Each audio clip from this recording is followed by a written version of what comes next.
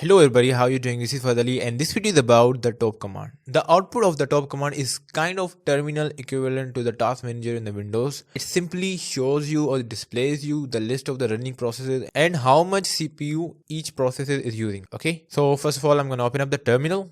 And you got to do nothing, just you got to write the top and it will simply tells you everything. Okay, it will simply show you or display you every task and also how much space it is occupying on the memory. Okay, you can see we have the 2 running processes and 244 sleeping. No one is stopped, no one is zombie. So you can see the results and you can see the CPU usage, memory, time, command, and the process ID, the user, all the information related to the process. Alright, so this is all the top command is all about. So if you really find this video useful, hit the like button and subscribe the channel, and bye bye.